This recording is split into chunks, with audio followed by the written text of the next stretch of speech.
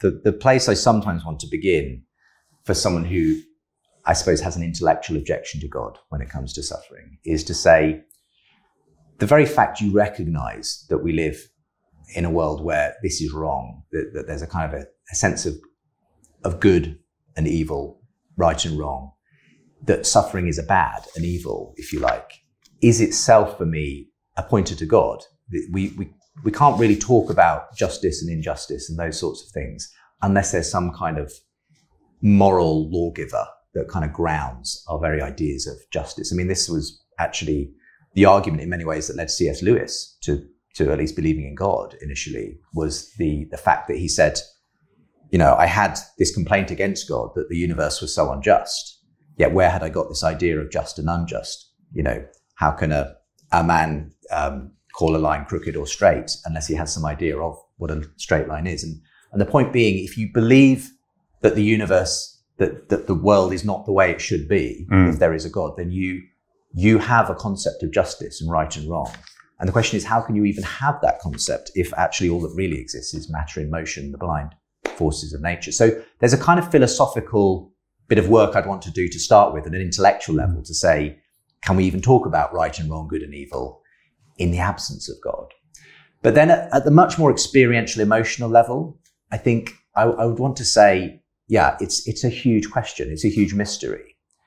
And again, the problem is by simply denying God, deleting God from the equation, you don't solve the problem. No, it just becomes meaningless. Yeah, you instead of in which case, why do we feel hurt by it? Yeah, it stops being a mystery. It just becomes meaningless. There's no rhyme or reason to any of it.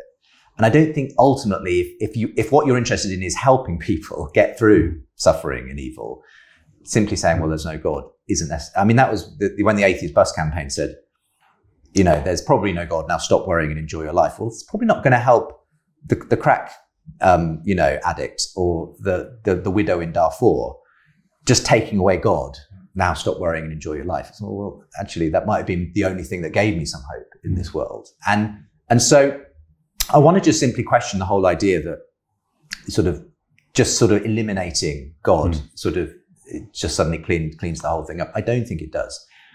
Why, if there is a God, why does he allow suffering? Again, huge question. I would just simply say that we have an incredibly limited perspective as human beings. We cannot see the big picture. A very simple illustration I've used of this, it's insufficient, but it kind of helps in some ways, I think.